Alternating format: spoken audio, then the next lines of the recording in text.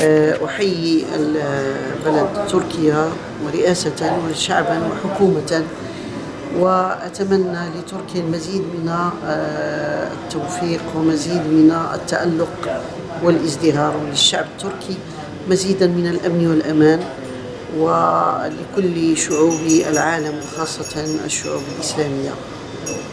بالنسبة للوضع في المغرب الحمد لله، الآن يعتبر المغرب وجهة آمنة تعليميا وثقافيا وسياحيا ومقارنة مع الدول العربية. وضع الحركات الإسلامية في المغرب الحمد لله، يعني هناك شروط للعمل سواء في العمل المدني أو في عمل الحركات الإسلامية. فالدستور المغربي يتحدث عن العمل السياسي وشروطه، ويتحدث عن العمل المدني وشروط ولوج العمل المدني. فالحركات الإسلامية تعتبر من العمل المدني، تقوم بواجبها الدعوي والتربوي، تساهم في تربية الأجيال وتساهم في تربية المجتمع، وتمارس الدعوة إلى الله بطريقة آمنة ما دامت تحترم القوانين الجاري بها العمل في الدولة. فهناك يعني بعض الحركات التي تشتكي بأنها حولها حصار إلى آخره. أنا أتفهم يعني شكوى الإخوة في حركات إسلامية محددة أو معينة، ولكن يعني عدم الاعتراف مثلا بالنظام الملكي في المغرب، عدم الاعتراف بالأنظمة المؤطرة للعمل في العمل العام، فهذا يربك الأمر. فلذلك هناك دستور هو مرجع جميع المغاربة، ولا بد من الالتزام بهذا الدستور. ما دام الحركات الإسلامية تلتزم بهذا الدستور وتلتزم بالقوانين الجاري بها العمل فهي تعمل. قراتها مفتوحة، لها يعني أذوناتها، وتشتغل بقدر المسموح به. نشاطات الحركة الإسلامية بعيدة عن السياسة. إذا يعني أرادت أن تشتغل بالسياسة فعليها أن تؤسس حزبا، كما فعلت مثلا حركة التوحيد والإصلاح التي فصلت السياسة عن العمل الدعوي، فأسست حزبا هو معروف ومشهور وهو الذي يقود الآن الحكومة، هو حزب العدالة والتنمية، وهو حزب منفصل تماما عن حركة التوحيد والإصلاح، رغم أن أغلب كوادر هذا الحزب أو أغلب قادة هذا الحزب تربوا في هذه الحركة الإسلامية، إلا أنهم تخصصوا في العمل السياسي، وهو مستقل تماما، لا يعمل بشكل يعني حتى في المشورة لا توجد مشورة بين الحركتين أو بين الجهتين. حركة التوحيد والإصلاح تخصصت في 3 مهام، وظائفها الأساسية هي الدعوة والتربية والتكوين، تكون الكوادر التي تشتغل في العمل الدعوي، في العمل الحركي، تشتغل في العمل التربوي خصوصا. هذه المهمة الأساسية لحركة التوحيد والإصلاح. ما هو الآن وضع المرأة المغربية في تنمية بلادهم وفي تنمية الفكرة الصحيحة نحو الشعب؟ نعم، المرأة المغربية الحمد لله الآن يمكن أن نقول بأن وضعها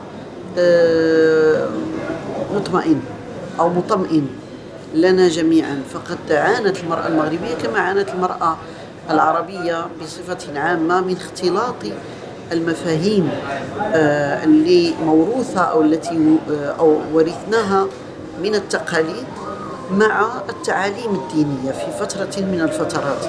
فتصرف الناس أو تصرف المجتمع مع المرأة على أساس كأنها ناقصة وكأنها قاصر، كأنها لا تستطيع أن تتخذ قرارات، كأنها لا يمكنها أن تتحمل مسؤوليات. فحرم المجتمع من مجهودات المرأة ومن عطاءات المرأة ومن مساهمات المرأة. لكن يمكن أن نقول بدءا من الستينيات ظهرت حركات نسائية تطالب بمزيد من التحرير للمرأة وبرفع الحواجز عن المرأة لكي تساهم في المجتمع بصفة عامة، سواء مساهمتها في العمل السياسي أو في العمل الديني حتى، أو في العمل الثقافي أو غيره من الأعمال، والعمل الاقتصادي أيضا. فبدأت هذه الحركات التي نادت بالتحرر خلطت بتحرير المرأة، خلطت ما بين الدين وما بين التقاليد أيضا. فكانت تدعو وتقول مثلا من مقولات هذه الحركات في الستينيات والسبعينيات أن الدين هو سبب تخلف المرأة، إلا أن ظهور الحركة الإسلامية في أواخر الستينيات وبداية السبعينيات صحح هذا المفاهيم وهذا المسار، وظهور النساء في الحركات الإسلامية في بداية الثمانينات أو أواخر السبعينات أتاح فرصة للمرأة المغربية أن تتعرف على حقيقة دينها وأن تمارس مهامها المجتمعية من خلال وجودها في الحركات الإسلامية. فخرجت إلى المجتمع كداعية، كواعظة، خرجت إلى المجتمع كمساهمة في العمل المدني، في العمل الديني، وتبوأت مراكز قيادية في الحركات الإسلامية أيضا. فدخلت مجالس الشورى منذ 1990 مثلا، وأنا في مجلس شورى حركة التوحيد والإصلاح إلى الآن، ولم نجد أي يعني حواجز في الطريق.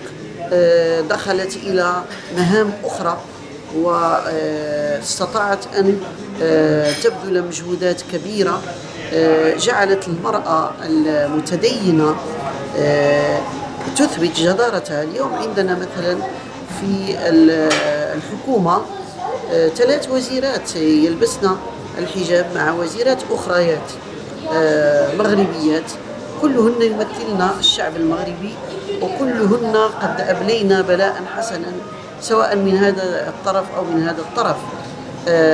كذلك المرأة المغربية أثبتت بأنها قادرة على تجميع الأفكار. فقد كان هناك صراع ثقافي ما بين اليسار المتطرف وما بين الاتجاه الإسلامي أيضا المتطرف في المغرب، فكانت تهم متبادلة بين الطرفين في الثمانينات. يمكننا أن نقول بأن حدث تقارب بين الاتجاهين في التسعينيات، الذي أحدث هذا الاتجاه عدة أفراد أو عدة جهات، ومن ضمن هؤلاء الأفراد وهذه الجهات النساء في الحركات الإسلامية. جلسنا على طاولة الحوار مع نساء يساريات وفتحنا حوارات متعددة بينهم. الآن هناك تقارب كبير جدا من الجهتين، فقد تجد بأن النساء في جمعيات ثقافية مثلا عندها إيديولوجيا يسارية أو شيوعية، لهن علاقة وطيدة وتعاون وطيد مع جمعيات أخرى لها توجه إسلامي. هذا جعل المجتمع المغربي يتوحد أكثر ويجمع أطره ويجمع قاداته، سواء القادة الثقافيين أو القادة الدينيين، يتجمعون من أجل مصلحة المجتمع. اليوم يمكننا أن نتحدث عن مغرب متعايش، عن مغرب فيه تعددية فكرية وفيه تعددية سياسية وفيه أيضا تعددية ثقافية وتعددية اجتماعية، والكل يتعايش مع بعض. نأمل أن تتحسن الأوضاع أكثر، خاصة الأوضاع الاقتصادية للشعب المغربي. إذا تحسنت سيكون المغرب من أجمل البلدان. منتدى الزهراء هو هيئة حقوقية ثقافية معنية بالعمل من أجل المرأة والأسرة من خلال منظور إسلامي متقدم، وهي هيئة مسجلة في الأمم المتحدة كهيئة استشارية في المجلس الاقتصادي الاجتماعي المعني بحقوق المرأة، ولها شبكة جمعوية فيها أكثر من 120 جمعية تشتغل كلها على قضايا المرأة والأسرة، وأعطت نموذجا للعمل المدني الراشد الذي تقوده نساء مغربيات مسلمات متدينات لكن منفتحات على الجميع. فنحن مثلا نشتغل بشراكات مع جميع الاتجاهات وجميع الطوائف. عندنا شراكات مع هيئات دولية تعنى بقضايا الأسرة، وهيئات نصرانية تعنى بالأسرة تهتم بحماية الأسرة. عندنا شراكات مع جهات كنسية أيضا، وعندنا شراكات مع سفارات، سفارة بريطانيا، سفارات أخرى أيضا اشتغلنا معها، السفارة البلجيكية، الهولندية، غيرها من السفارات. مع الأسف الشديد ليس لنا عمل مع تركيا.